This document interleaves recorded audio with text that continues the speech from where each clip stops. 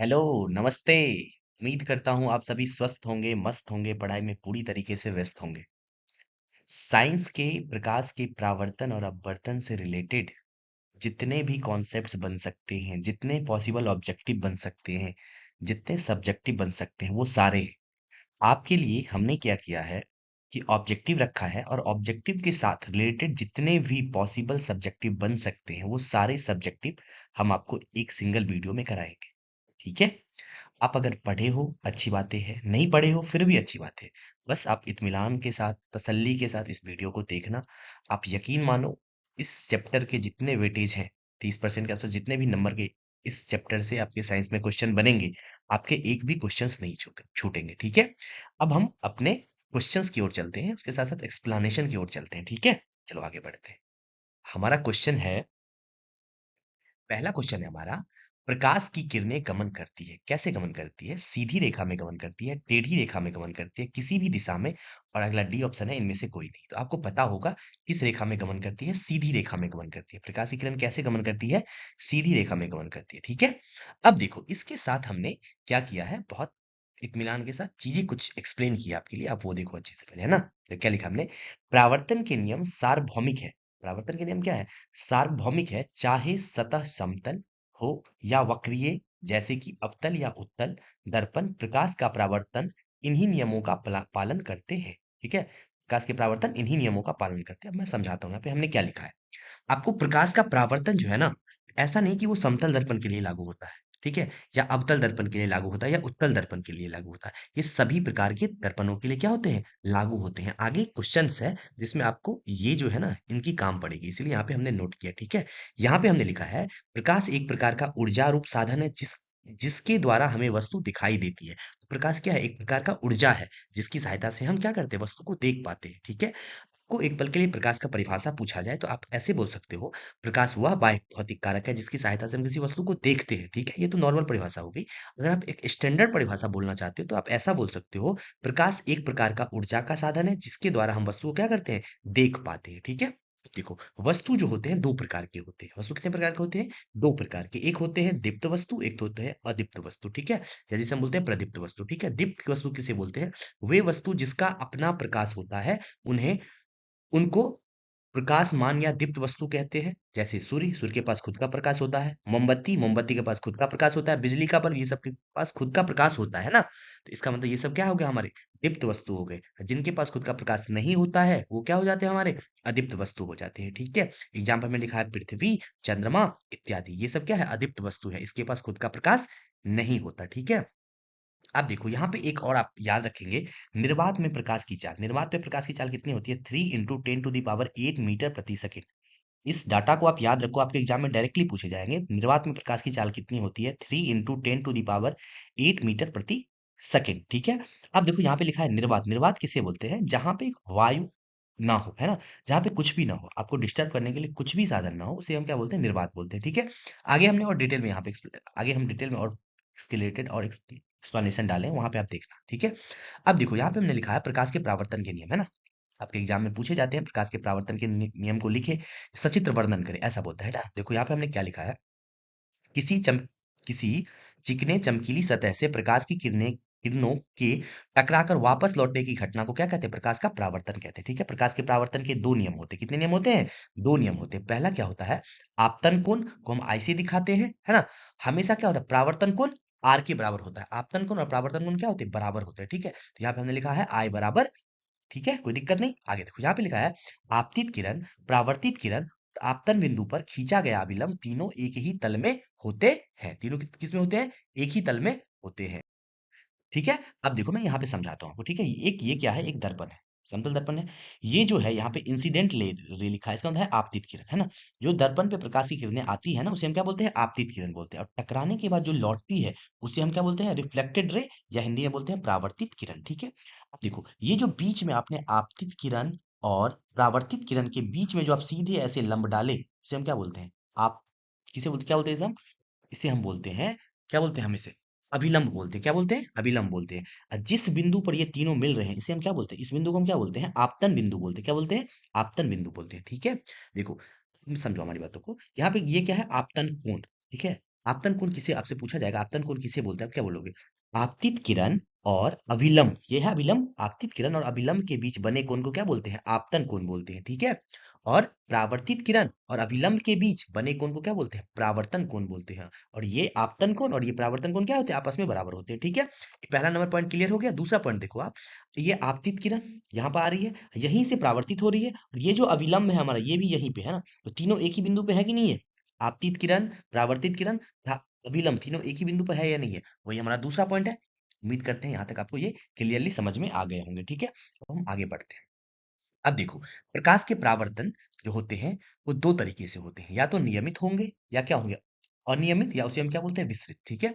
यहाँ पे लिखा है, जब प्रकाश की किरणें किसी बहुत चिकनी सतह जैसे दर्पण है ना, दर्पण पर गिरती है तो वो एक निश्चित दिशा में परावर्तित होती है।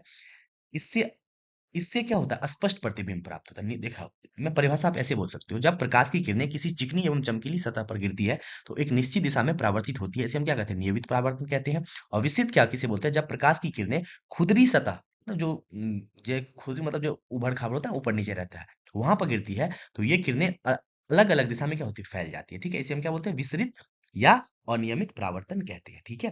अब हमारी बातों सुनो, आपने पीछे में क्या देखा था? अगर दर्पण समतल है, अगर दर्पण समतल है तो क्या होंगे? नियमित परावर्तन होंगे। और दर्पण समतल है मतलब ऊबड़ खाबड़ है, तो उसे कैसे, वहां पे कैसा परावर्तन होगा? विस्तृत या अनियमित परावर्तन होगा, ठीक है। अब देखो, यहाँ पे हमने लिखा है दर्पण के प्रकार। दर्पण कितने प्रकार के होते हैं? एक होते हैं समतल दर्पण, एक होते हैं अवतल दर्पण, एक होते हैं समतल, एक अवतल, और क्या होते हैं? एक उत्तल होते हैं, ठीक है। आगे सब कुछ आपको मिलेंगे धीरे धीरे, आप बस इत्मीनान से इसे देखो, है ना, देखते रहो सिर्फ। ठीक है, देखो यहाँ पे समतल दर्पण क्या बोलते हैं? ये समतल दर्पण किसे बोलते हैं? जिसका परावर्तक सतह समतल हो। अगर परिभाषा देखो, जहाँ पे हमने परिभाषा नहीं लिखा है वो आपसे एग्जाम में नहीं पूछा जाता, इसीलिए हमने नहीं लिखा है, ठीक है। और उससे रिलेटेड जो इंपॉर्टेंट बातें हैं वो हमने लिखा है, लेकिन आपको हम यहाँ पर क्या करते हैं? सब कुछ एक्सप्लेन करते हैं धीरे धीरे। अगर जो फॉर्मूला परिभाषा यहाँ पे अगर आपको अच्छे लगते हैं वो आप अपने कॉपी में नोट डाउन कर सकते हो, ठीक है। देखो, समतल दर्पण, समतल दर्पण किसे बोलते हैं? वह दर्पण जिसका परावर्तक सतह क्या हो? समतल हो, प्लेन हो, उसे क्या बोलते हैं? समतल दर्पण कहते हैं, ठीक है। तो समतल दर्पण हमेशा कैसा प्रतिबिंब बनाता है? आभासी, सीधा और वस्तु के आकार के बराबर प्रतिबिंब बनाता है, ठीक है।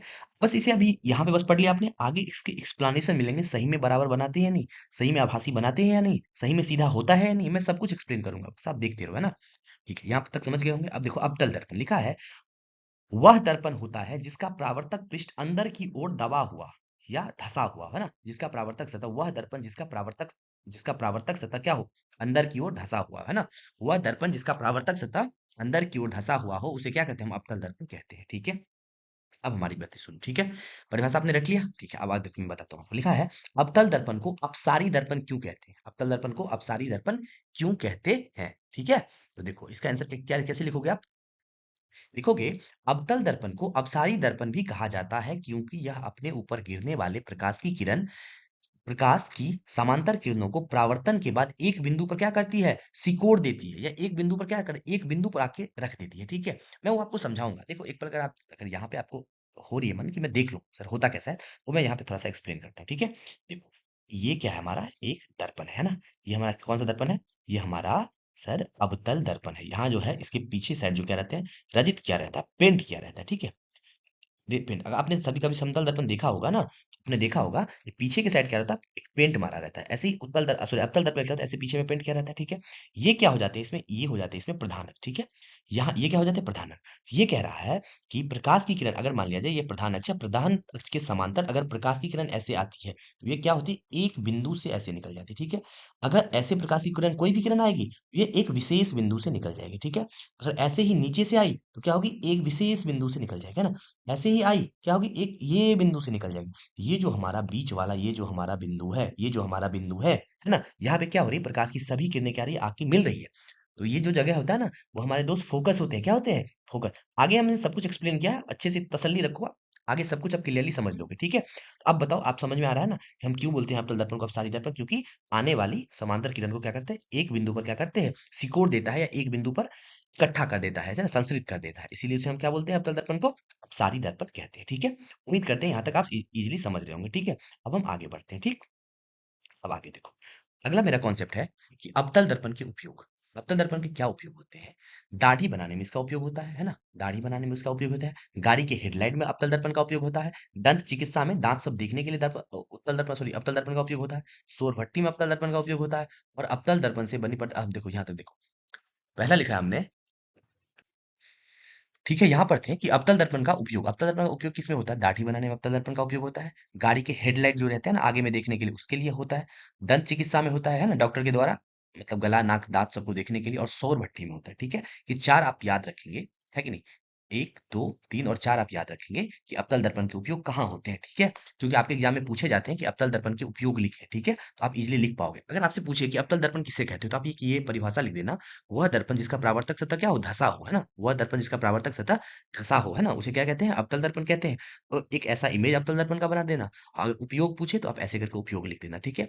इसमें हमने एक्स्ट्रा करके कुछ कुछ लिख दिया, वो आप बाद में पढ़ सकते हो, ठीक है। और आपको उपयोग पूछे तो बस आप इजिली ऐसा करना कि उपयोग लिख देना, उसमें लिख देना दाढ़ी बनाने में उपयोग होता है, गाड़ी के हेडलाइन में उपयोग होता है, दंत चिकित्सा में उपयोग होता है, सौर भट्टी में उपयोग होता है, ठीक है। अब मैं आगे बताता हूँ, यहाँ पे लिखा है अवतल दर्पण से बने प्रतिबिंब की विशेषता। विशेषता को अवतल दर्पण से बने प्रतिबिंब, अवतल दर्पण में जो प्रतिबिंब बनते हैं उसकी क्या विशेषता है वो बतानी है ना। ये सारे क्वेश्चन आपके सब्जेक्टिव एग्जाम में आते हैं, है ना, इसीलिए हमने क्या किया, उसे एक जगह पे कंपाइल किया, ठीक। अब देखो, पहला है, आप ऐसे लिख सकते हो, यदि वस्तु ध्रुव और फोकस बिंदु के बीच हो तो प्रतिबिंब कैसा बनता है? आभासी बनता है। आभासी बनता है, सीधा और वस्तु से बड़ा बनता है, ठीक। दूसरा आप ऐसे लिख सकते हो, वह वस्तु, यदि वस्तु वक्रता केंद्र पर हो, प्रतिबिंब वास्तविक, उल्टा तथा वस्तु के आकार के बराबर बनता है, ठीक। और तीसरा आप लिखोगे, यदि वस्तु वक्रता केंद्र से अनंत के बीच हो तो प्रतिबिंब वास्तविक, उल्टा व वस्तु के आकार से छोटा बनता है ना। ठीक है। अब देखो, मैं एक छोटा-सा लाइन में आपको समझाता हूँ। आपने क्या देखा कि प्रतिबिंब कैसा बन रहा है? आभासी बन रहा है। आभासी भी बन रहा है और वास्तविक भी बन रहा है, 2 बन रहा है। और एक बात आप ध्यान दो अच्छे से, अगर आभासी बन रहा है, उस समय में सीधा बन रहा है ना? अगर आभासी बन रहा है ना, क्या बन रहा है? सीधा बन रहा है ना? याद रखेंगे, अगर जो प्रतिबिंब आभासी होगी, वो क्या होगी? हमेशा सीधा होगी। और जो प्रतिबिंब वास्तविक होगी, वो क्या होगी? हमेशा उल्टी होगी, ठीक है? तो देखो, यहाँ पे हमने 3 पॉइंट लिखे हैं। अगर आप यदि वस्तु को ध्रुव और फोकस के बीच रखते हो ना, तो प्रतिबिंब आभासी बनती है। अगर आभासी बनेगी तो सीधा बनेगी, ठीक है? और वस्तु से बड़ा बनता है, ठीक? और अगर आप वक्रता केंद्र पर रखते हो तो प्रतिबिंब वक्रता केंद्र पर ही बनती है, ठीक है, और बराबर आकार की बनती है, ठीक। आप याद रखेंगे इस बात को। और तीसरा है, यदि वस्तु वक्रता केंद्र से अनंत की ओर स्थित हो तो प्रतिबिंब कैसा बनता है? वास्तविक, उल्टा और वस्तु के आकार से क्या बनता है? छोटा बनता है, ठीक है। देखो, अगर आपको यहाँ पे कम समझ में आ रहे हैं, आप सोच रहे हो कि वक्रता केंद्र पर कैसे रखते हैं, कहाँ पे से कभी फोकस पे रख रहे हो, कभी कहीं पे रख रहे हो, बस आप थोड़ा सा इंतजार करो, आगे के कुछ स्लाइड स्लाइड के बाद आपको ऐसे मिलेंगे जहां पे उत्तल दर्पण में ये 6 कंडीशन ऐसे होते हैं जहाँ जहाँ आप वस्तु रखते हो और उसका प्रतिबिंब बनता है, सारे हमने मतलब वहां पे इमेज डाल रखे हैं। वहां पे मैं एक बार फिर से आपको एक्सप्लेन करके समझाऊंगा, आप वहां पे इजिली सब कुछ समझ जाओगे, ठीक है। बस थोड़ा सा सब्र रखो आप, ठीक है। अब हम अपने आगे बढ़ते हैं। आगे क्या है, देखो, आपने पिछले पढ़ा था कि दर्पण के प्रकार, एक पढ़ा था आपने समतल दर्पण, एक पढ़ा था आपने अवतल दर्पण पढ़ा है हमने, और लास्ट पढ़ा रहा हूँ मैं यहाँ पे उत्तल दर्पण, है ना। उत्तल दर्पण किसे बोलते हैं? उत्तल दर्पण किसे बोलते हैं? वह दर्पण जिसका परावर्तक सतह बाहर की ओर उभरी हो, है ना, जिसका परावर्तक सतह बाहर की ओर उभरी हो, उसे हम क्या बोलते हैं? उत्तल दर्पण बोलते हैं, ठीक है। यहाँ पे हमने लिखा है उत्तल दर्पण द्वारा बनी प्रतिबिंब की विशेषता। अब देखो, यहाँ पर भी हमने 3 पॉइंट लिखा है कि प्रतिबिंब दर्पण के पीछे ध्रुव और फोकस के बीच बनता है, ठीक है। प्रतिबिंब कहाँ बनता है? दर्पण के पीछे ध्रुव और फोकस के बीच बनता है। प्रतिबिंब वस्तु से छोटा बनता है और प्रतिबिंब आभासी और सीधा बनता है। अब हमारी बात तो सुनो, उत्तल दर्पण में 2 कंडीशन होते हैं जहां पे आप वस्तु को रखते हो और उसका प्रतिबिंब बनता है, ठीक है। वो आगे किसी नेक्स्ट स्लाइड में आप पढ़ोगे, 2 जगह हम कहाँ-कहाँ रखते हैं, वहाँ पे हम आपको इमेज भी बताएँगे, उसका एक्सप्लेनेशन भी बताएँगे, प्रकाश कैसे आएगी, प्रकाश कैसे जाएगी। बस यहाँ आपको याद रखने हैं, है ना? 2-4 बार पढ़ लो ताकि आपको याद हो जाए। आपकी एग्ज़ाम बहुत नज़दीक है, इसीलिए आप ज़्यादा अंदर घुस-घुस के नहीं पढ़ सकते, है कि नहीं? पर इतना तो पढ़ना है कि आपके नंबर अच्छे आ जाए, है ना? इसके लिए आपको मैं बता रहा हूँ, पहले मैं शॉर्ट करके बता रहा हूँ, फिर आगे चल के मैं सब कुछ का एक्सप्लेनेशन दे रहा हूँ कि कहाँ पर क्या होगा, क्या कहाँ पर क्या नहीं होगा, ठीक है? देखो, यहाँ पे लिखा है उत्तल दर्पण से बने प्रतिबिंब की विशेषता क्या होती है? प्रतिबिंब दर्पण के पीछे, ध्रुव और फोकस के बीच बनता है। एक बनता है, कहाँ बनता है? दर्पण के पीछे, ध्रुव और फोकस के बीच बनता है, ठीक है। प्रतिबिंब यहाँ पे बनता है और प्रतिबिंब हमेशा क्या बनता है? छोटा बनता है, छोटा बनता है और आभासी और सीधा बनता है ना। आभासी बनता है तो आप याद रखेंगे कि उत्तल दर्पण में प्रतिबिंब हमेशा कैसा बनता है? आभासी बनता है और सीधा बनता है और वस्तु से छोटा बनता है। पर आपने उत्तल दर्पण में क्या देखा? प्रतिबिंब आभासी भी बनता है और वास्तविक भी बनता है, ठीक है। और समतल दर्पण में आपने पढ़ा था, समतल दर्पण में हमेशा कैसा बनता है? काल्पनिक बनता है। काल्पनिक को ही हम क्या बोलते हैं? आभासी प्रतिबिंब बोलते हैं, ठीक है। उम्मीद करता हूँ यहाँ तक आप समझ रहे होंगे, ठीक है। पीछे में आपने पढ़ा था अवतल दर्पण के उपयोग, अब हम यहाँ पे पढ़ते हैं उत्तल दर्पण के उपयोग। उत्तल के दर्पण में उत्तल दर्पण का उपयोग कहाँ कहाँ होता है? पहला लिखा है हमने वाहनों के साइड मिरर के रूप में। आपने देखा होगा गाड़ी के साइड में क्या रहता है, मिरर लगा रहता है, दर्पण लगा रहता है, जिससे हम क्या करते हैं, पीछे से आ रही कोई गाड़ी, कोई व्यक्ति जिसका हम इमेज देख सकते हैं, इसके लिए हम किस में यूज करते हैं, साइड मिरर में किसका यूज करते हैं, उत्तल दर्पण का उपयोग करते हैं। और सुरक्षा दर्पण में हम इसका उपयोग करते हैं। ठीक है, मैंने यहाँ पे लिखा है दुकान या एटीएम में संदिग्ध संदिग्ध गतिविधि पर नजर रखने के लिए हम सुरक्षा दर्पण के रूप में किसका उपयोग करते हैं, उत्तल दर्पण का उपयोग करते हैं। ठीक है। और और अंधे मोड़ पर होता है, जब आप पहाड़ी एरिया पर जाओगे ना, तो बहुत सारे मोड़ रहते हैं, तो पीछे देखने के लिए हम क्या करते हैं, उत्तल दर्पण का उपयोग करते हैं। तो जब आपके एग्जाम में पूछा जाए कि उत्तल दर्पण के उपयोग लिखो, तो आप ऐसे करके 3 पॉइंट लिखना है। ये जो हम आगे लिखे हैं आपको समझने के लिए लिखा है, ये सब आपको नहीं लिखना, पीले पीले कलर में जो लिखा है वो नहीं लिखना। आप लिखोगे वाहनों के साइड मिरर के रूप में उपयोग किया जाता है, सुरक्षा दर्पण के रूप में उपयोग किया जाता है, और अंधेरे मोड़ पर यूज किया जाता है। ठीक है। अब देखो आपने अभी पीछे जो भी दर्पण पढ़ा, समतल, देखो समतल दर्पण ऐसे होते हैं, अवतल दर्पण कैसे होते हैं, ऐसे, अवतल दर्पण ऐसे होते हैं, और उत्तल दर्पण कैसे होते हैं, ऐसे होते हैं। ठीक है। देखो समतल, अवतल और उत्तल। ठीक है। देखो समतल दर्पण में क्या है, एक साइड देखो पेंट किया हुआ है कि नहीं है। आपने देखा होगा कभी शीशा, तो पीछे अगर पीछे में देखा होगा तो कलर क्या रहता है। ठीक है। तो पीछे क्या रहता है, कलर क्या रहता है। तो प्रावर्तक जो होता है ना, किसी चीज का प्रावर्तन जो होता है ना, इधर से होता है ना, इधर से होता है। ऐसे ही अवतल दर्पण में अगर पीछे इस साइड पेंट किया हुआ है, तो प्रावर्तन जो होगा इधर से होगा, इधर से होगा, है ना। प्रकाश आएगी तो इधर जाएगी, या जैसे भी जाएगी वो आप आगे देखोगे। ठीक है।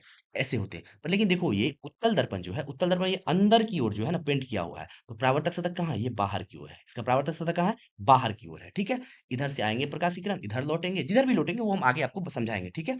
आपने देख लिया, अगर आपने पीछे परिभाषा पढ़ा होगा कि अवतल दर्पण किसे बोलते हैं, हम अवतल दर्पण उसे बोलते हैं जिसका परावर्तक सतह क्या हो, धसा हो। आप खुद देखो यहाँ पे धसा है कि नहीं है, परावर्तक सतह धसा हुआ है, इसीलिए हम इसे क्या बोलते हैं, अवतल दर्पण बोलते हैं। ठीक है। और देखो यहाँ पे परावर्तक सतह जो है, परावर्तक यही है ना, इस साइड से जो आप देख रहे हो यही हमारा परावर्तक सतह है कि नहीं है। तो ये हमारा क्या है, उभड़ा हुआ है। तो इसीलिए हम क्या बोलते हैं, वह दर्पण जिसका परावर्तक सतह उभड़ा हो उसे क्या बोलते हैं, उत्तल दर्पण बोलते हैं। और वह दर्पण जिसका परावर्तक सतह क्या हो, धसा हुआ, क्या हो, धसा हुआ हो, उसे हम क्या बोलते हैं, उत्तल दर्पण। और वह दर्पण जिसका परावर्तक सतह क्या हो, वह दर्पण जिसका परावर्तक सतह क्या हो हमारा, कि समान हो, समतल हो, है ना, जिसका परावर्तक सतह क्या हो हमारा, समतल हो, उसे हम क्या बोलते हैं, उसे हम क्या बोलते हैं, उसे बोलते हैं हम समतल दर्पण बोलते हैं। उम्मीद करते हैं यहाँ तक आप अच्छे से समझ रहे होंगे। ठीक है। अब हम आगे बढ़ते हैं।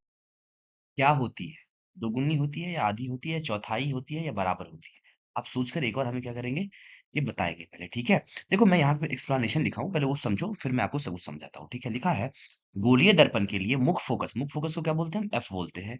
ध्रुव बी और वक्रता त्रिज्या सी के ठीक बीच में स्थित होता है, इसीलिए फोकस दूरी वक्रता त्रिज्या की क्या होती है, आधी होती है। फोकस दूरी वक्रता त्रिज्या की क्या होती है, आधी होती है। ठीक है।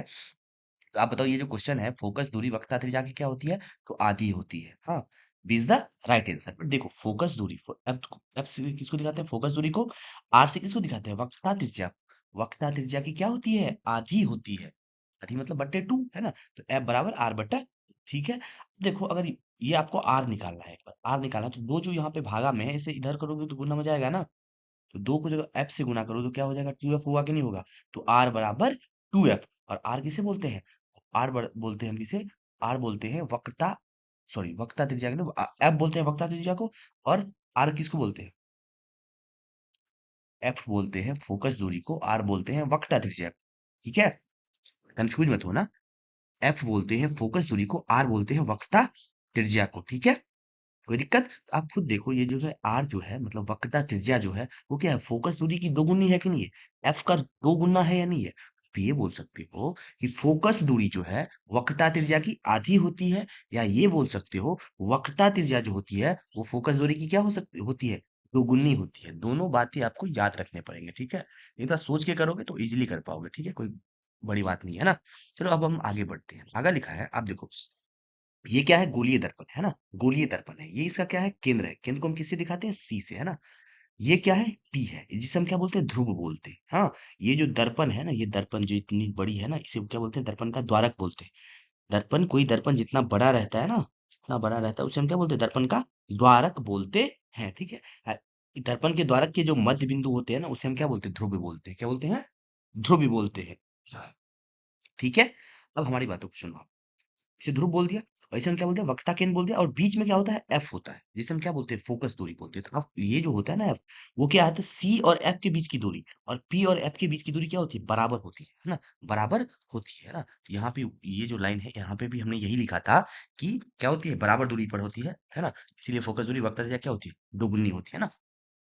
वक्ता फोकस दूरी क्या होती है, वक्रता त्रिज्या की आधी होती है। ठीक, देखो मैं समझाता हूँ यहाँ पे क्या सब लिखा है। यहाँ पे हमने लिखा है वक्रता केंद्र और त्रिज्या। वक्रता केंद्र किसे कहते हैं और वक्रता त्रिज्या किसे कहते हैं। तो आप बोले हुए, गोलीय दर्पण जिस खोखले गोले का भाग होता है, उसके केंद्र को वक्रता केंद्र कहते हैं। ये जो केंद्र है, ये किसी खोखले गोले का जो है केंद्र है कि नहीं है, केंद्र है ना। इसे हम परिभाषा में क्या बोलेंगे, गोलीय दर्पण, वह गोलीय दर्पण जिस खोखले गोले का भाग होता है, वह दर्पण जिस खोखले गोले का भाग होता है, उसके केंद्र को क्या बोलते हैं, हम वक्रता केंद्र बोलते हैं।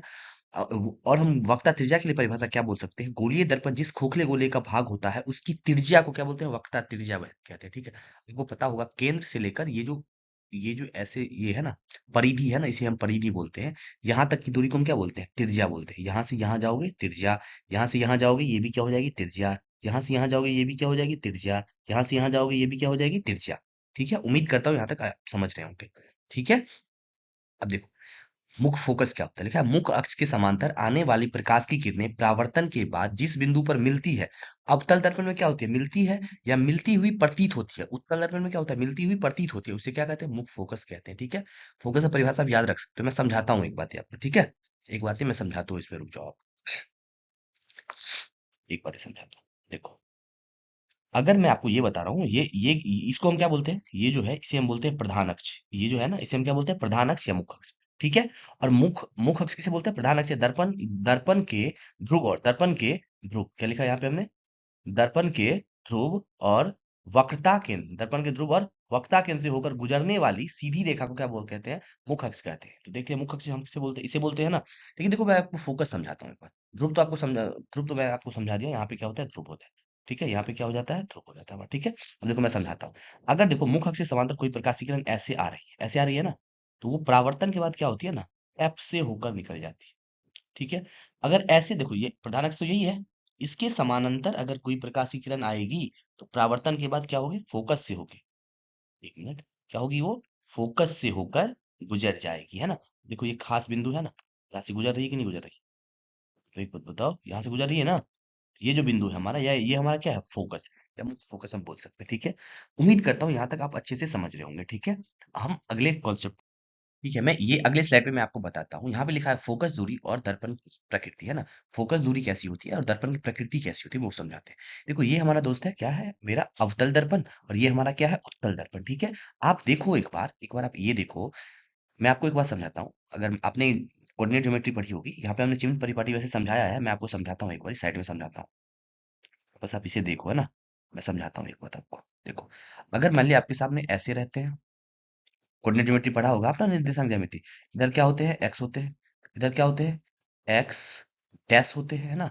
ऊपर क्या होते हैं, ऊपर में हो जाते हैं वाई, नीचे क्या हो जाते हैं भाई, नीचे हो जाते हैं वाई डैश। ठीक है, अब देखो, ये होती है हमारी मूल बिंदु, यहाँ से इधर की दूरी हम हमेशा किस में मापते हैं, प्लस में मापते हैं, किस में मापते हैं, प्लस में। और ये मूल बिंदु से इधर की दूरी हमेशा हम किस में मानते हैं, माइनस में।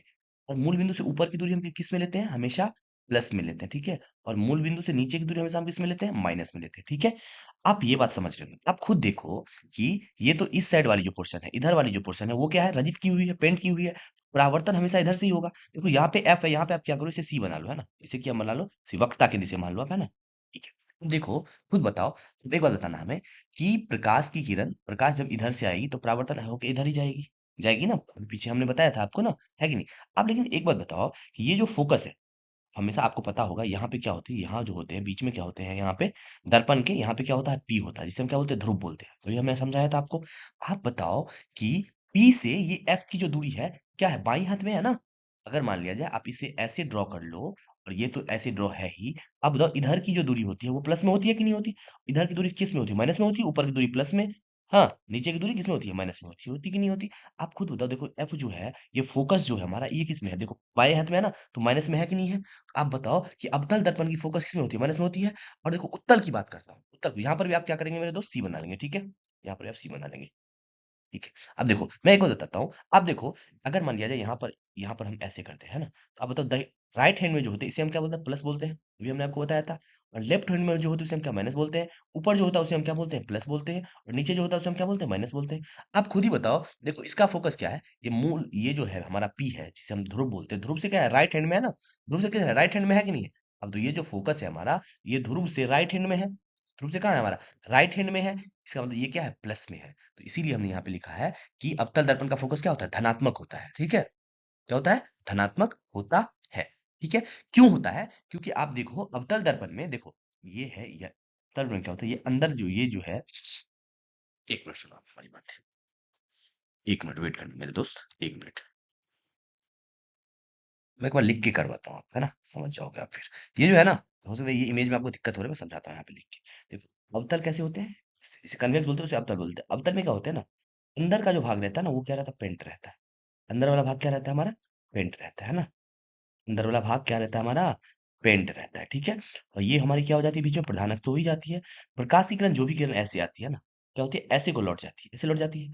लेकिन आपको क्या लगता है कि एक बिंदु से, यहाँ जो एक बिंदु है फोकस, जिससे होके ये बाहर निकल रही है, आपको क्या लगेगा, इससे होकर ये बाहर ऐसे ऐसे निकल रही है। ठीक है, आपने तो ऐसे छोड़ा था, ऐसे डाला था, तो परावर्तन होके ऐसे चली गई थी, है ना, ऐसे चली गई थी, कोई दिक्कत तो नहीं, ऐसे गई थी, है कि नहीं।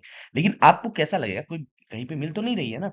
मैं आपको इमेज फॉर्मेशन के टाइम में सब बताऊंगा, पहले देखो इसे, तो आपको लगेगा इस बिंदु से निकल रही है, इस बिंदु से क्या हो रही है, निकल रही है, इस बिंदु से क्या हो रही है, निकल रही है। आप ही बताओ कि ये जो होता है ना, मुख अक्ष से समांतर जो प्रकाश की किरण आती है, परावर्तन के बाद फोकस से निकलती हुई प्रतीत होती है उत्तल दर्पण में, हमने बताया था पीछे आपको, है ना, आप याद रखेंगे, है ना। अब बताओ फोकस जो है, देखो खुद ही देखो, ये जो है फोकस जो है, यहाँ जो ये पी होता है, यहाँ जो पी होता है, इसे राइट हैंड में है, इसलिए यह क्या है, प्लस में है ना।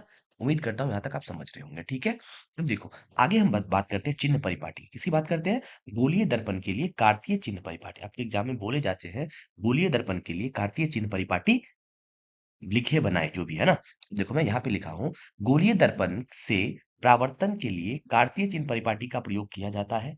इसमें दर्पण के ध्रुव, इसमें दर्पण के ध्रुव, ध्रुव पी होता है, मैं पहले बता दिया आपको, को मूल पर मानते हैं, वहीं से सब कुछ हम मानते हैं ना। दर्पण के मुख अक्ष को निर्देशांक पद्धति का एक्स अक्ष लिया जाता है। यह चिन्ह परिपाटी निम्न प्रकार है, कैसे है, देखो इसमें लिखा है, बिंब वस्तु के बाईं ओर रखा जाता है, या वस्तु लिख सकते हो, है ना, वस्तु को क्या कहाँ रख सकते हैं, बाईं ओर रख सकते हैं, ध्रुव के बाईं ओर रख सकते हैं। ठीक है, तब वस्तु को यू का, तब यू का मान सदैव ऋणात्मक होता है। मैं समझाता हूँ आपको, ये जो पॉइंट बोल रहा है ना, ये बताओ, हमेशा आप पढ़ोगे अवतल और उत्तल दर्पण में, वस्तु को हमेशा हम क्या करते हैं, बाईं हाथ में रखते हैं, कहाँ रखते हैं, बाईं साइड रखते हैं। जैसे बाईं साइड रखते हैं, तो आप खुद बताओ, बाईं साइड में क्या होता है, माइनस होता कि नहीं होता, बाएं साइड में क्या होता है, माइनस होता कि नहीं होता, होता है ना। तो आप बताओ वस्तु की दूरी क्या होती है, मूल बिंदु से, अगर मान लिया जाए एक पल के लिए मैं आपको ये समझाऊं, एक पल के लिए मैं आपको ये समझाता हूँ, एक मिनट मेरे दोस्त। ठीक है, मैं आपको ये समझाऊं, ये हमारी वस्तु है, ध्यान देना, ये हमारी क्या है, वस्तु है ना। और ये हमारा क्या है, मूल, ये हमारा ध्रुव है। ध्रुव से जो ये वस्तु की दूरी है ना, इसे हम क्या बोलते हैं, यू बोलते हैं। क्या बोलते हैं हम इसे, यू बोलते हैं। इसे हम क्या बोलते हैं, इसे हम यू कहते हैं ना, जिसे हम क्या बोलते हैं, वस्तु दूरी बोलते हैं। ठीक है, प्रतिबिंब दूरी क्या होती है, ध्रुव से जहां प्रतिबिंब बन रही है उसकी दूरी को क्या कहते हैं, प्रतिबिंब दूरी कहते हैं। ठीक है, उम्मीद करता हूँ यहाँ तक समझ रहे होंगे आप, है ना। अब आगे देखो, लिखा है यहाँ पे कि मुख अक्ष के समांतर सभी दूरी दर्पण के ध्रुव ध्रुव से मापी जाती है। ध्रुव, दर्पण के ध्रुव से क्या होती है, मापी जाती है। हमेशा जो भी दूरी मापोगे आप ध्रुव से मापोगे। ठीक है, तीसरा पॉइंट है हमारा, मुख अक्ष के समांतर मूल बिंदु से दूरी धनात्मक ली जाती है, तथा बाईं ओर की दूरी क्या ले जाती है, ऋणात्मक ली जाती है। देखो, यहाँ से जो नापोगे आप, यहाँ से जैसे मापोगे ना आप, तो राइट हैंड में बोल रहा है सारी दूरी किस में लेते हैं, प्लस में, और इधर की दूरी किस में लेते हैं, माइनस में। और क्या बोलते हैं, मूल बिंदु से ऊपर की दूरी किस में लेते हैं, प्लस में, और नीचे की दूरी किस में लेते हैं, नीचे की दूरी लेते हैं माइनस में। ठीक है, उम्मीद करता हूं यहाँ तक समझ रहे होंगे। इतने ही पॉइंट चिन्ह परिपाटी में लिख रखे हैं, ऐसे ही आप लिख दोगे, एक चिन्ह परिपाटी बना दोगे, है ना। देखो यहाँ पे हमने लिखा है, दाईं ओर की दूरी किस में लेते हैं, प्लस में लेते हैं, है ना, प्लस में लेते हैं। और देखो इधर देखो, इधर जो बाईं ओर की दूरी है, यहाँ पे लिखा हमने बाईं ओर की दूरी, ये किस में ले जाता है, माइनस में। ऊपर वाली दूरी किस में ले जाती है, प्लस में। नीचे वाली दूरी किस में ले जाती है, माइनस में, है ना। यहाँ तक क्लियरली समझ में आ रहे होंगे आपको, ठीक है नहीं, सब कुछ जो है निर्देशांक ज्यामिति आपने पढ़ा होगा, वहीं से यहाँ पे क्या हुआ, इंट्रोड्यूस हुआ है। ठीक है, उम्मीद करता हूँ आप यहाँ तक समझ रहे होंगे। ठीक है, अब हम नेक्स्ट आगे की ओर बढ़ते हैं ना। अगला क्वेश्चन है हमारा, किस दर्पण का दृष्ट क्षेत्र सबसे अधिक होता है। तो याद करने के लिए आप याद कर सकते हो कि उत्तल उत्तल दर्पण का दृष्टि क्षेत्र सबसे बड़ा होता है। किसका होता है बड़ा, सबसे बड़ा? उत्तल दर्पण का होता है सबसे बड़ा, ठीक है। लेकिन मैं इसके साथ साथ जो एक्सप्लेनेशन लिखा हूं उससे आप देखो। लिखा है उत्तल दर्पण का दृष्टि क्षेत्र अन्य सभी दर्पणों की तुलना में सबसे अधिक होता है। इसका मुख्य कारण यह है कि इसकी परावर्तक सतह बाहर की ओर क्या रहती है, खुली होती है, जिससे यह प्रकाश की किरणें को फैला देता है और बहुत बड़े क्षेत्र का दृश्य एक छोटे से दर्पण में समेट देता है या कैद कर देता है ना। क्यों होता है, समझ में आ गया? आप ये बातें पढ़ लोगे, ठीक है। यहाँ पे हमने क्या लिखा है, दृष्टि क्षेत्र की तुलना। यहाँ पे दर्पण के प्रकार दिए हैं, यहाँ पे दृष्टि क्षेत्र दिया है, यहाँ पे विशेषता दी है, ठीक है। आप देखो यहाँ पे लिखा है उत्तल दर्पण, इसका दृष्टि क्षेत्र क्या होता है, सबसे अधिक होता है ना, सबसे अधिक होता है। तो विशेषता क्या होती है इसकी, ये जो दृष्टि क्षेत्र बड़ी होती है इसकी विशेषता क्या होती है, यहाँ पे इसका यूज कहाँ करते हो आप? लिखा है यह प्रकाश को फैलाता है। उत्तल दर्पण क्या करता है, प्रकाश को फैलाता है, जिससे पीछे का बड़ा हिस्सा दिखाई पड़ता है ना। पीछे का बड़ा हिस्सा क्या करता है, दिखाई पड़ता है, ठीक है। देखो समतल दर्पण, समतल दर्पण का जो है तो दृष्टि क्षेत्र क्या होता है, मध्यम होता है। यह केवल उतना ही क्षेत्र दिखाता है जितना जितना इसका आकार होता है ना, ये उतना ही क्षेत्र दिखाता है जितना इसका आकार होता है। और उत्तल दर्पण क्या करता है, जितना उसका आकार होता है उससे बड़ा करके दिखाता है, उससे क्या करता है, बड़ा करके दिखाता है ना। देखो लिखा है ना, यह प्रकाश को फैलाता है जिससे पीछे का बड़ा हिस्सा दिखाई देता है ना, बड़ा हिस्सा क्या होता है, उसे इजीली दिखाई देता है, ठीक है। अवतल दर्पण ये सबसे कम होता है, सबसे कम होता है। अवतल दर्पण का दृष्टि क्षेत्र क्या होता है, सबसे कम होता है। यह प्रकाश को एक बिंदु पर केंद्रित करता है, इसीलिए इसका क्षेत्र क्या होता है, सीमित होता है ना। तो ये विशेषता में आप पढ़ लेंगे, सबसे अधिक क्षेत्र किसका होता है, तल तल दर्पण का होता है। सबसे कम होता है अवतल दर्पण का, और मध्यम किसका होता है, समतल दर्पण का। अब विशेषता ना भी पढ़ो तो भी चलेगा, लेकिन आप ये जो है ना उत्तल दर्पण वाला ये पढ़ लेना, ठीक है। उम्मीद करता हूँ यहाँ तक आप इजीली समझ रहे होंगे, ठीक है। अब हम आगे बढ़ते हैं। अगला लिखा है कि उत्तल दर्पण को अपसारी दर्पण क्यों कहते हैं, उत्तल दर्पण को अपसारी दर्पण क्यों कहते हैं। लिखा है उत्तल दर्पण को अपसारी दर्पण भी कहा जाता है क्योंकि यह अपने ऊपर गिरने वाली समांतर प्रकाश की किरणें को बाहर की ओर फैला देता है।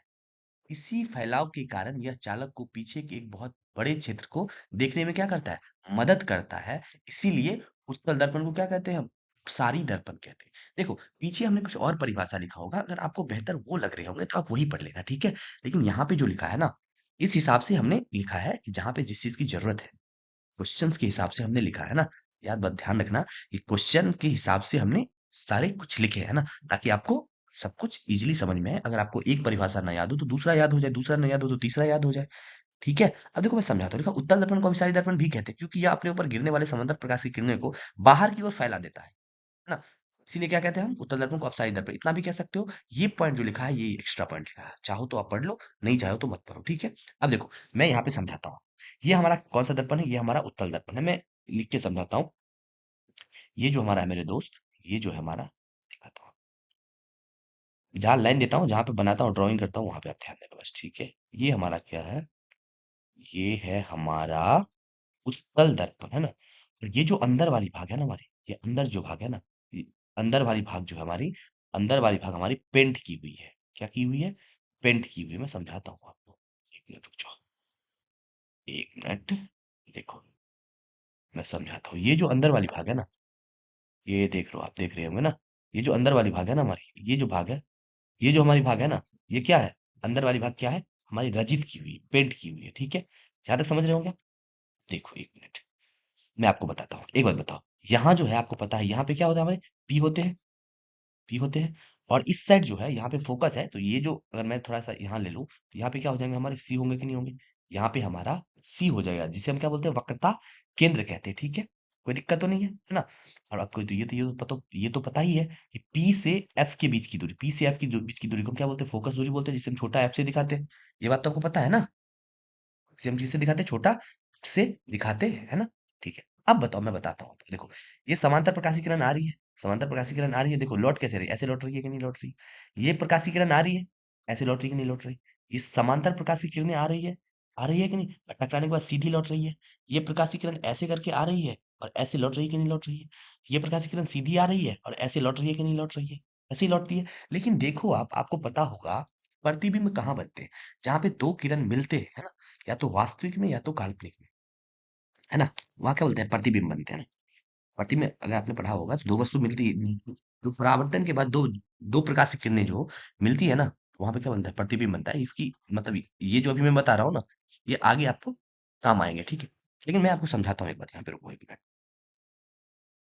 ठीक है, देखो प्रकाश की किरण आई, ऐसे लौट गई, ऐसे लौट गई, ऐसे सब देख लो, आप देख लो। लेकिन आप देखो क्या लग रहा है आपको, कि ऐसा नहीं लग रहा कि अगर मैं आप इसे पीछे बढ़ा के यहाँ तक ले जाओगे, इसे पीछे बढ़ाकर यहाँ तक ले जाओगे, इसे भी पीछे बढ़ाकर यहाँ तक ले आओगे, यहाँ इसे भी पीछे करके यहाँ तक लाओगे, और इसे भी पीछे करके यहाँ तक लाओगे, तो आपको नहीं लग रहा कि इस बिंदु से ये जा रही है, इस बिंदु से ये वाली निकल रही है, नहीं लग रहा है, इस बिंदु से ये वाली निकल रहा है, नहीं लग रहा, इस बिंदु से ये वाली निकल रही है कि नहीं निकल रही, इस बिंदु से ये वाली निकल रही है कि नहीं निकल रही है, ऐसा लग रहा है, ऐसा लग रहा है कि इस बिंदु से क्या हो रही है, इस बिंदु से निकल रही है ना। तो आप बताओ क्या देख रहे हो आप, एक बिंदु से क्या करती है, प्रकाश की किरण को फैला दे रही है, समांतर प्रकाश की किरण को, आने वाली प्रकाश की किरण को एक बिंदु से क्या कर रही है, फैला दे रही है, इसीलिए हम उसे क्या कहते हैं, अपसारी दर्पण कहते हैं, उत्तल दर्पण को क्या कहते हैं हम, उपसारी दर्पण कहते हैं। आपको एग्जाम में ही भी ऐसे ही परिभाषा लिख दोगे, और उसके नीचे एक ऐसा एग्जाम मतलब ऐसा इमेज बना दोगे ताकि आपको अच्छे नंबर्स मिल जाए, है ना। तो देखो मैं यहाँ पे लिखा हूँ एक, हम वाहन में उत्तल दर्पण को पश्च पश्च दृश्य देखने के रूप में वरीयता क्यों देखते हैं, मतलब पीछे के दृश्य देखने के लिए हमें वरीयता क्यों देते हैं। तो अभी आपने पढ़ा उत्तल दर्पण क्या करता है, बहुत बड़ा चित्र दिखा देता है ना, इसीलिए हम यूज करते हैं। पर यहाँ लिखा हमने कैसे, देखो यहाँ लिखा है, ये हमेशा सदैव सीधा प्रतिबिंब बनाता है, सदैव क्या होता है, सीधा प्रतिबिंब बनाता है, बनाता है जो छोटा होता है, परंतु इस दर्पण का दृश्य क्षेत्र बहुत बड़ा होता है क्योंकि ये बाहर की ओर वक्रित होती है। अतः समतल दर्पण की तुलना में उत्तल दर्पण ड्राइवर को अपने पीछे के बहुत बड़े क्षेत्र को दिखाने में समर्थ बनाते हैं, इसीलिए उत्तल दर्पण की को हम क्या कहते हैं, वरीयता देते हैं, है ना। अब देखो सीधा प्रतिबिंब बनाता है, अगर आपको पता होगा ना, उत्तल दर्पण सीधा सीधा काल्पनिक प्रतिबिंब बनाता है, आपको पता होगा, मैंने पीछे आपको एक्सप्लेन किया था, है ना। तो यहाँ तक इजिली आप समझ रहे होंगे, ठीक है। अब हम क्या करते हैं, नेक्स्ट कॉन्सेप्ट की ओर बढ़ते हैं। मेरा अगला कॉन्सेप्ट है कि अवतल, पहले क्वेश्चन है, क्वेश्चन देख लो, लिखा है अवतल दर्पण द्वारा कैसा प्रतिबिंब बन रहा है। तो आप ही बताओ अवतल दर्पण द्वारा कैसा प्रतिबिंब बना था। अवतल दर्पण के द्वारा वास्तविक और काल्पनिक, काल्पनिक क्यों हुई, क्या बोलते हैं, आभासी बोलते हैं, काल्पनिक को क्या बोलते हैं, आभासी बोलते हैं, वास्तविक भी बना था और आभासी भी बना था, है ना। आपको याद हो, मैं बताता हूँ, अगर पीछे पढ़े हुए हम हमसे, इसी वीडियो में मैंने शुरू में बताया था कि अवतल दर्पण का कैसा होता है, अवतल दर्पण का प्रतिबिंब कैसा होता है, वास्तविक और आभासी दोनों होता है ना। उसे बताता है वास्तविक प्रतिबिंब हमेशा उल्टा होता है और काल्पनिक प्रतिबिंब हमेशा सीधा होता है, काल्पनिक को ही हम आभासी बोलते हैं, ठीक है। तो सीधा राइट आंसर, देखो यहाँ पे हमने लिखा है प्रतिबिंब, या किसी बिंब स्रोत से निकलती हुई प्रकाश की किरणें किरणें प्रावर्तन अथवा अपवर्तन के बाद जिस बिंदु पर मिलती है या मिलती हुई प्रतीत होती है उसे क्या कहते हैं, प्रतिबिंब कहते हैं, ठीक है, कोई दिक्कत तो नहीं है। आपको पता है प्रतिबिंब कितने प्रकार के होते हैं, दो प्रकार के, एक होता है वास्तविक प्रतिबिंब, एक होता है काल्पनिक प्रतिबिंब, ठीक है। देखिए यहाँ लिखा है, यह तब बनता है जब प्रकाश की किरणें वास्तव में प्रतिच्छेद होती है ना। मैं बताता हूँ वास्तविक प्रतिबिंब कब बनती है, तो आप इसे ऐसे बोल सकते हो, प्रकाश के वास्तविक प्रकाश की किरण के वास्तविक कटान से बनता है ना, और इसे क्या कहते हो, प्रकाश की किरण के काल्पनिक कटान से बनता है ना, वैसे भी बोल सकते हो इसे, ठीक है। यहाँ लिखा है इसे पर्दे पर प्राप्त कर सकते हैं, इसे पर्दे पर प्राप्त क्या कर सकते हैं, सॉरी वास्तविक प्रतिबिंब को पर्दे पर प्राप्त कर सकते हो, लेकिन काल्पनिक प्रतिबिंब को पर्दे पर प्राप्त नहीं कर सकते, ठीक है। तीसरा हमने लिखा है वास्तविक प्रतिबिंब उल्टा होता है, वास्तविक प्रतिबिंब कैसा होता है, उल्टा होता है, लेकिन काल्पनिक प्रतिबिंब क्या होता है हमारा, सीधा होता है, ठीक है। यहाँ तक समझ रहे होंगे, आपके एग्जाम में पूछते हैं वास्तविक और काल्पनिक प्रतिबिंब में अंतर लिखे, है ना। ठीक है, चलो हम आगे बढ़ते हैं। अगला हमारा क्वेश्चन है दाढ़ी बनाने में कौन सा दर्पण प्रयुक्त होता है, समतल, उत्तल, अवतल और इनमें से कोई नहीं, ठीक है। आप याद रखेंगे अवतल दर्पण का उपयोग होता है, किस दर्पण का उपयोग होता है, अवतल दर्पण का उपयोग होता है, ठीक है। लेकिन आप बताओ, मैं यहाँ पे कुछ लिखा हूँ, देखो लिखा है अवतल दर्पण को अभिसारी दर्पण क्यों कहते हैं। वहां पे अपसारी लिखा था, पीछे में उत्तल को, इसको अभिसारी बोलते हैं क्योंकि बोले हुए अवतल दर्पण को अपसारी दर्पण बोलते हैं क्योंकि यह अपने ऊपर गिरने वाली प्रकाश की समांतर किरणें को परावर्तन के बाद एक बिंदु पर एकत्रित कर देता है, एक बिंदु पर क्या करता है, एकत्रित कर देता है, उसमें क्या करता है, एक बिंदु से फैला देता था, इसलिए उसे क्या बोलते हैं, अपसरित बोलते हैं, इसे अभिसारी बोलते हैं, अभिसरित बोलते हैं या अभिसारी बोलते हैं ना। देखो ये आप देखो प्रकाश की किरण आई, यहाँ से लौटी, यहाँ जो भी देखो जो आई टकराने के बाद यहाँ एक खास बिंदु से लौट रही, जिसे हम फोकस बोलते हैं कि नहीं, एक बिंदु पर केंद्रित हो रही है कि नहीं हो रही है, इसी से हम क्या बोलते हैं, अभिसारी बोलते हैं। अवतल दर्पण को अभिसारी दर्पण बोलते हैं और उत्तल दर्पण को अपसारी बोलते हैं, क्योंकि उत्तल दर्पण क्या करता है, प्रकाश की किरण को फैला देता है ना। देखो अब यहाँ पे लिखे हमने कार की हेडलाइट में अवतल दर्पण प्रयुक्त क्यों किया जाता है, तो हेडलाइट में गाड़ी की अवतल दर्पण का उपयोग भी बताया था, गाड़ी की हेडलाइट में उपयोग होता है, लेकिन कभी कभी एग्जाम में पूछता है आपसे कार की हेडलाइट में अवतल दर्पण का इस्तेमाल क्यों होता है ना। कहोगे कार की हेडलाइट में अवतल दर्पण का इस्तेमाल इसीलिए किया जाता है क्योंकि बल्ब को अवतल दर्पण के मुख्य फोकस पर रखने से परावर्तन के बाद प्रकाश की किरणें शक्तिशाली और समांतर किरण पुंज के रूप में फैल जाता है, जिससे सड़क पर दूर तक और एक बड़े क्षेत्र रोशनी जाती है और रात में ड्राइविंग आसान हो जाता है, वैसे लिख सकते हो। फिर यहाँ पे एक टर्मोलॉजी आ रही है आपको, यहाँ पे टर्मोलॉजी आ रही है आपको कि किरण पुंज, किरण पुंज। आप बोलोगे किरणों के समूह को क्या बोलते हैं? हम किरण पुंज बोलते हैं। किरणों के समूह को हम क्या बोलते हैं? किरण पुंज बोलते हैं। किरण पुंज कितने प्रकार के होते हैं? 3 प्रकार के होते हैं। कितने प्रकार के होते हैं? 3 प्रकार के होते हैं। देखो, एक होता है अपसारी, एक होता है अभिसारी और एक होता है समांतर। हाँ, अपसारी, अभिसारी और समांतर। अपसारी किसे बोलते हैं? मतलब है जो ऊपर, ऊपर से याद रखो कि फैल जाए। जब एक बिंदु से प्रकाश की किरण क्या हो? फैले। जब प्रकाश की किरण एक बिंदु से क्या हो? फैल जाए। इसे हम क्या बोलते हैं? अपसारी। अभिसारी किसे बोलते हैं? जब एक बिंदु पर मिल जाए। जब प्रकाश की किरण क्या हो? एक बिंदु पर मिले, इसे क्या बोलते हैं? अपसारी। सॉरी, अभिसारी। क्या बोलते हैं? अभिसारी। और प्रकाश की किरण अगर ऐसे जा रही है तो उसे क्या बोलते हैं? समांतर किरण पुंज। इसे क्या बोलते हैं? समांतर किरण पुंज। ठीक है, किरण पुंज समझ रहे हो आप? ठीक है। किरण पुंज 3 प्रकार के होते हैं। एक होते हैं अपसारी, एक होते हैं अभिसारी और एक होते हैं समांतर। 3 याद रखना, तीनों की इमेज याद रखना, बस इतने ही डालने हैं आपके एग्जाम में। ठीक है, चलो हम आगे बढ़ते हैं। अगला हमारा है 6 नंबर है, एक समतल दर्पण द्वारा बना प्रतिबिंब कैसा होता है? समतल दर्पण द्वारा बना प्रतिबिंब हमेशा कैसा होता है? इसके द्वारा बना प्रतिबिंब आभासी और सीधा होता है, जिसे हम काल्पनिक या सीधा बोलते हैं ना। देखो यहाँ पे हमने लिखा है, क्या लिखा है ध्यान देना आप। लिखा है हमने कि समतल दर्पण द्वारा बनाया गया प्रतिबिंब हमेशा आभासी होता है, क्योंकि परावर्तित किरणें वास्तव में एक बिंदु पर नहीं मिलती बल्कि पीछे से आती हुई प्रतीत होती है। साथ ही प्रतिबिंब हमेशा सीधा बनता है। ठीक है, देखो यहाँ पे हमने समतल दर्पण की मुख्य विशेषता लिखी है। पीछे भी हमने बताया था, फिर यहाँ पे बता रहा हूँ। पीछे कम बताया था, यहाँ पे पूरा एक्सप्लेन कर रहा हूँ। ठीक है, ठीक है। देखो यहाँ पे समतल दर्पण द्वारा बने प्रतिबिंब की मुख्य विशेषता क्या थी? इसे पर्दे पर प्राप्त नहीं किया जा सकता। क्यों नहीं किया? मैं समझाता हूँ आपको। इसे पर्दे पर प्राप्त नहीं किया जा सकता। यह वस्तु का सीधा और आभासी प्रतिबिंब बनाता है। यह दर्पण से वस्तु की दूरी और दर्पण से प्रतिबिंब की दूरी हमेशा क्या होती है? बराबर होती है। वस्तु की ऊंचाई और प्रतिबिंब की ऊंचाई क्या होती है? बराबर होती है। और यह क्या करता है? पार्श्व परिवर्तन को दिखाता है। ठीक है, मैं समझाता हूँ सारे पॉइंट। देखो यहाँ पे ये क्या है हमारा? ये हमारा दर्पण है, एक समतल दर्पण है हमारा। देखो यहाँ पे हमने वस्तु रखा, यहाँ पे हमने क्या किया? वस्तु रखा। ठीक है, तो अब देखो वस्तु रखा तो प्रकाशीकरण अगर मैंने सीधी मारी, वो पता सीधी जाएगी तो सीधी लौट जाएगी, है कि नहीं? और एक हमने ऐसे करके इस एंगल पे मारा, थीटा एंगल पे मारा है ना, थीटा एंगल पे, तो ये थीटा एंगल पे लौट जाएगी। आप देखो प्रतिबिंब कब बनती है? जब दो किरणें वाष्पकटा, दो बिंदु के सॉरी, दो प्रकाश के परावर्तन के बाद जो दो किरण निकलती है उसके कटान से बनता है ना। ऐसा नहीं कि दो बिना दो किरणें के कटान के आप प्रतिबिंब बना लोगे, ऐसा प्रतिबिंब नहीं बनता। प्रतिबिंब, मिनिमम प्रतिबिंब बनने के लिए दो किरण का मिलना जरूरी है। दो किरण का मिलना क्या है? जरूरी है, तब जाके प्रतिबिंब हमारा बनता है। यहाँ पे तो नहीं मिल रही, तो हमने क्या किया? देखो हमने क्या किया आपको बताता हूँ मैं, एक बात सुनो। हम क्या करते हैं, इसे क्या किए? थोड़ा पीछे बढ़ा दिए, यहाँ तक बढ़ा दिए। और इसे हम क्या किए? थोड़ा पीछे बढ़ा के यहाँ तक कर दिया, है ना। तो आप देखो ये वाली प्रकाश की किरण और ये वाली प्रकाश की किरण है कि नहीं, आपस में यहाँ पे टकराई कि नहीं टकराई? तो हम क्या कहते हैं? यहाँ पे प्रतिबिंब हमारी बन गई। लेकिन देखो ये दर्पण के पीछे है ना, ये क्या है? दर्पण के पीछे है। दर्पण हमारा ये है, वस्तु हमारी ये है, तो दर्पण के पीछे बन रहा है कि नहीं बन रहा? लेकिन अगर बहुत इत्मीनान के साथ देखो तो आपको पता चलेगा, यहाँ से यहाँ की दूरी, यहाँ से यहाँ की दूरी और यहाँ से यहाँ की दूरी क्या है? बराबर है। और यहाँ से यहाँ की दूरी जो होती है, जहां तक वस्तु रखी है, उसे हम क्या कहते हैं? उसे हम यू कहते हैं। उसे हम क्या कहते हैं? उसे हम यू कहते हैं ना। उसे हम उसे हम यू कहते हैं। और यहाँ से यहाँ तक की दूरी है ना, उसे हम क्या कहते हैं? उसे हम भी कहते हैं। क्या कहते हैं? भी कहते हैं। वस्तु की दूरी पी से, और ये वस्तु की दूरी को हम क्या बोलते हैं? पी से वस्तु की दूरी को हम क्या बोलते हैं? सॉरी, पी से जहां पे वस्तु रखी है उसे बोलते हैं वस्तु की दूरी, और पी से जहां प्रतिबिंब बनता है उसे क्या बोलते हैं? प्रतिबिंब की दूरी। ठीक है, वस्तु की दूरी को यू से दिखाते हैं और प्रतिबिंब की दूरी को हम भी से दिखाते हैं। आप देखो यहाँ ये जितना ऊंचा है, ये जितना ऊंचा है, इधर भी उतना ही ऊंचा है कि नहीं है? इधर भी उतना ही ऊंचा है कि नहीं है? इधर भी उतना ही ऊंचा है कि नहीं है? तो कहने का मतलब जितनी ऊंची वस्तु है उतनी ही ऊंचा हमारा क्या है? प्रतिबिंब, है ना। आप बताओ यहाँ जो पढ़ रहे हो, वस्तु की दूरी प्रतिबिंब की दूरी बराबर है। समझ में आ रहा है कैसे बराबर है? आभासी कैसे बनता है तो मैं समझाता हूँ। वास्तविक बनता है, अगर वास्तविक प्रतिबिंब कब बनता है? किरणों के वास्तविक कटान से बनता है। पर यहाँ जो है ना किरण, वास्तविक तो नहीं मिली। आपने इसे पीछे किया और आपने इससे पीछे किया, तो जाके क्या बनी हमारी? हमने जबरदस्ती मिलाया, जबरदस्ती मिलाते हैं, वहां पे बनता है क्या? वहां बनता है हमारा काल्पनिक प्रतिबिंब। ठीक है, अब आपको एक पॉइंट में दिक्कत आ रही होगी, पार्श्व परिवर्तन किसे कहते हैं? आपको मैं समझाता हूँ। कभी आपने देखा होगा, कभी आप दर्पण के सामने खड़े हो और अपने लेफ्ट हैंड में अपने घड़ी पहन रखा हो, आपको दर्पण में दिखेंगे राइट हैंड में, है ना। दिखते हैं कि नहीं दिखते? यहाँ पे लिखा हमने, अगर आप अपने दाहिने हाथ उठाओगे तो आप दर्पण में प्रतिबिंब ना दाहिना दाहिना हाथ उठाता हुआ दिखेगा। एक मिनट, क्या लिखा है हमने? हाँ, बायां हाथ उठाओगे तो आपको लगेगा कि दायां हाथ हम उठा रहे हैं।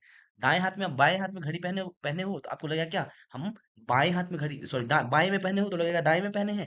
दाएं में पहनोगे तो लगेगा कि हम बाएं में पहने हैं, है ना। तो ये क्या होता है ना, ये जो घटना होती है पार्श्व परिवर्तन होती है।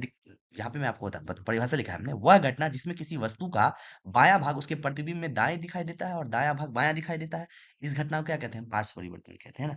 उदाहरण के लिए वही हम हाथ वाला एग्जाम्पल दे दिए है ना। लेकिन देखो यहाँ पे हम लिखा है पार्श्व परिवर्तन का उपयोग कहाँ करते हैं ना। देखो पार्श्व परिवर्तन का उपयोग हम करते हैं, एम्बुलेंस गाड़ी पर उल्टा क्यों दिखता है ना, लिखा रहता है, इसी के लिए हम वहां पे यूज करते हैं पार्श्व परिवर्तन। देखो ऐसा इसीलिए किया जाता है ताकि आगे चल रहे वाहन के चालक जब अपने साइड में क्या था, उत्तल दर्पण में देखे तो पार्श्व परावर्तन के कारण उन्हें एम्बुलेंस सीधा और स्पष्ट दिखाई दे, है ना। अगर एम्बुलेंस उल्टा दिखाई दिया तो क्या होगा, दिक्कत हो जाएगी ना पढ़ने में।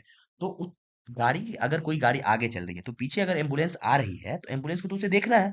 और एम्बुलेंस क्या होती है, आपातकाल स्थिति में एम्बुलेंस किसी मरीज को लेकर जाती है तो उसे साइड भी तो देना है ना। तो एम्बुलेंस जो होता है क्या, पार्श्व परिवर्तन के कारण क्या करता है, उसके उत्तल दर्पण में सीधा दिखाता है, सीधा एम्बुलेंस लिखा रहता है। अगर आपने गाड़ी पर सीधा देखा होगा तो एम्बुलेंस उल्टा करके लिखा रहता है ना। और जब उत्तल दर्पण में देखते हैं तो क्या दिखता है, सीधा हमें दिखता है।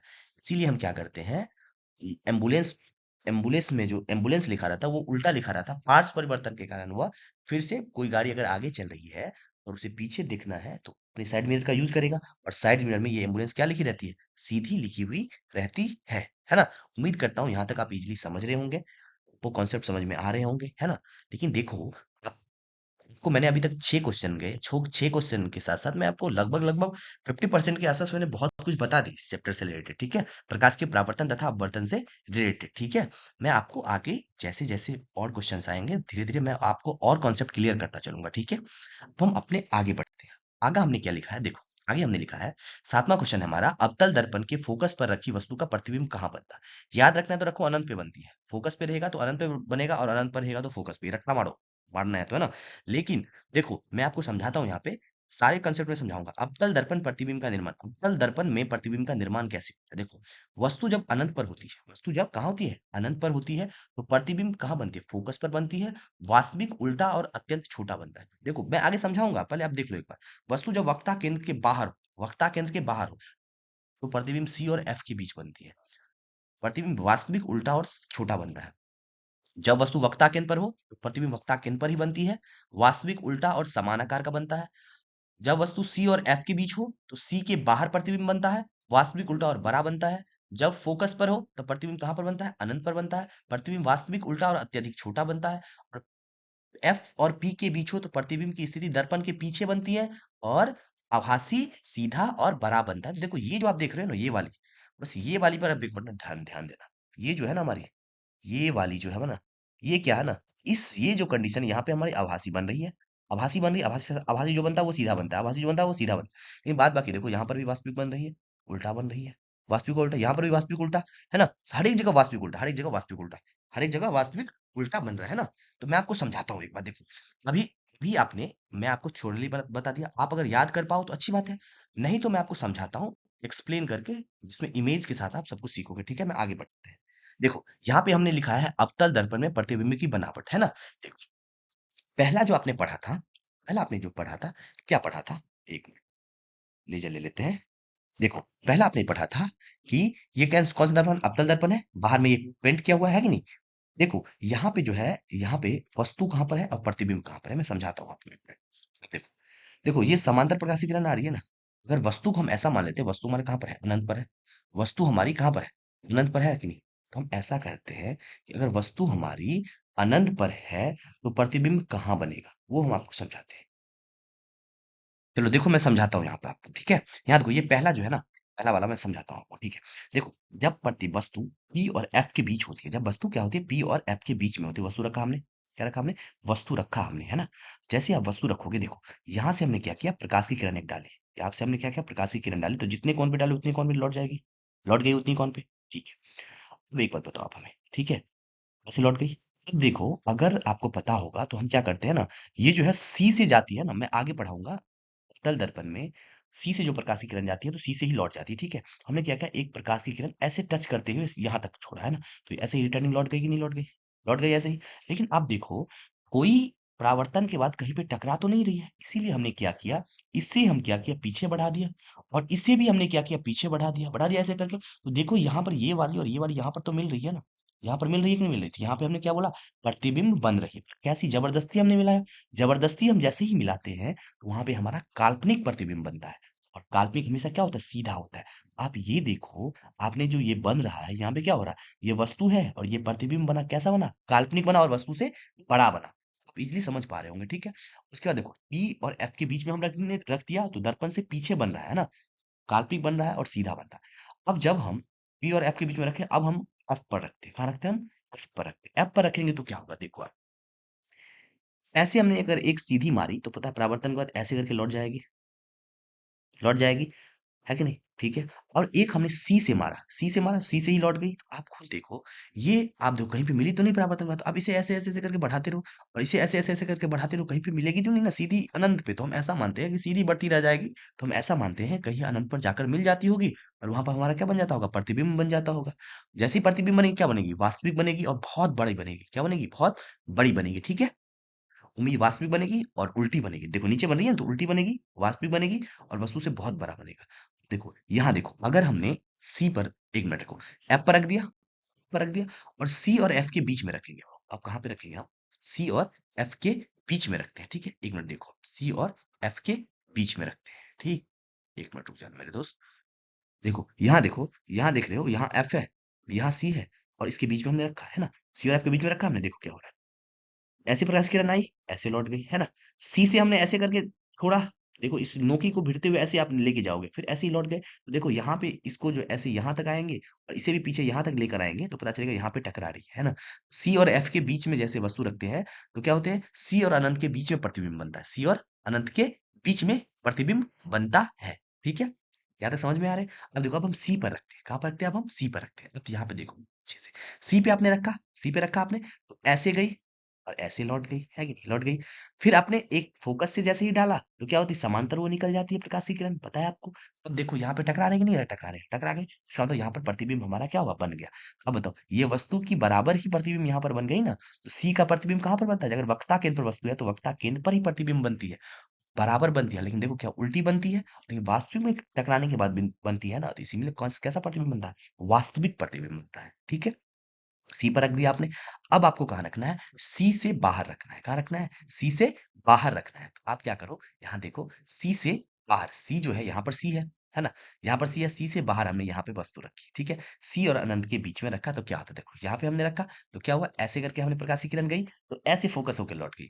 अगर आप सी से प्रकाश की किरण छोड़ते हो, तो क्या होगी, सी से ही लौट जाएगी। तो देखो आप यहाँ पे टकरा रहे कि नहीं टकरा रहे, यहाँ पे टकरा रहे हैं, इसका मतलब यहाँ पे हमारा क्या बन रहा है, प्रतिबिंब बन रहा है। अपने आप टकरा रहा है ना, इसका मतलब वास्तविक प्रतिबिंब बन रहा है, छोटा बन रहा है ना, देखो देखने वाला लग रहा है ना, छोटा बन रहा है, तो वास्तविक बन रहा है ना। और वास्तविक हमेशा क्या होता है, उल्टा होता है। तो यहाँ तक 5 इमेज आपको समझ में आ रहे होंगे, है ना। यहाँ तक उम्मीद करते हैं आपको समझ में आ रहे होंगे, ठीक है। अब हम देखो, ये वाली जो है ना, सी वाली जो है ना, 2 बार लिखा गई है, परेशान मत होना इसके लिए, मैं आगे कहीं पे इसे कंप्लीट कर दूंगा, ठीक है। उम्मीद करता हूँ यहाँ तक आप इजिली समझ रहे होंगे, ठीक है।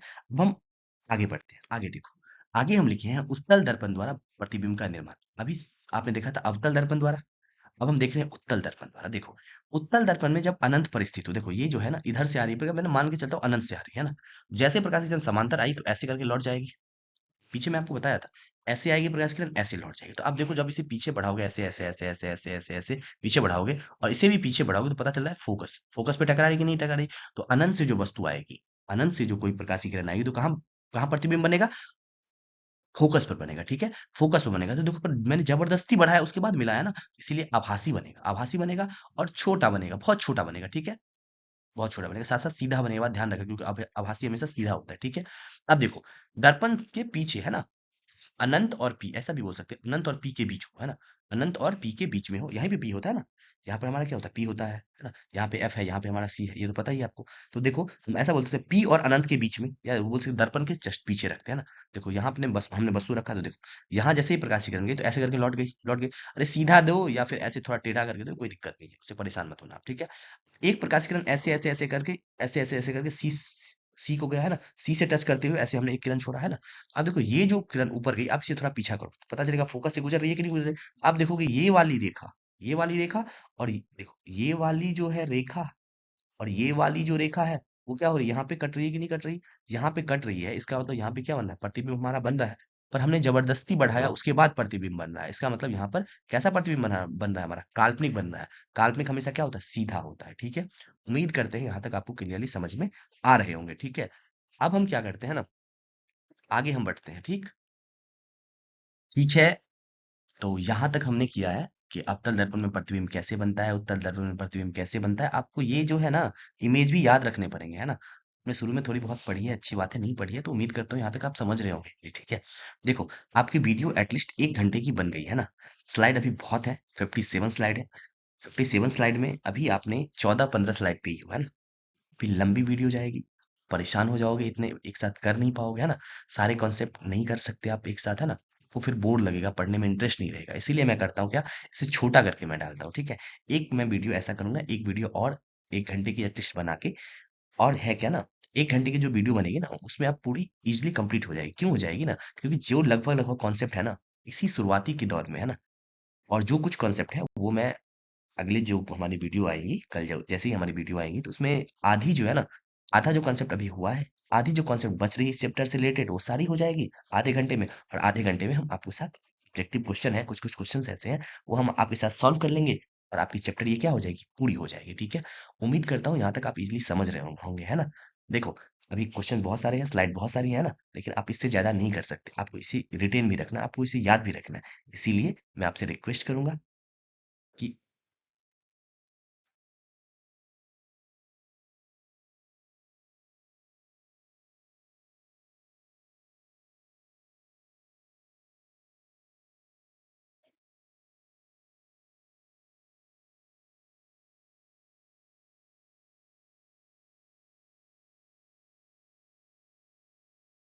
को ऐसा करना है कि यहाँ तक आप आखिरी छोड़ दो आज। ठीक है, उसके बाद हम क्या करेंगे, अगले वीडियो में हम आपके साथ जो भी बच जाते हैं कॉन्सेप्ट, वो हम अगले वीडियो में आपके साथ शेयर करेंगे। ठीक है, चलो, थैंक यू आज के लिए।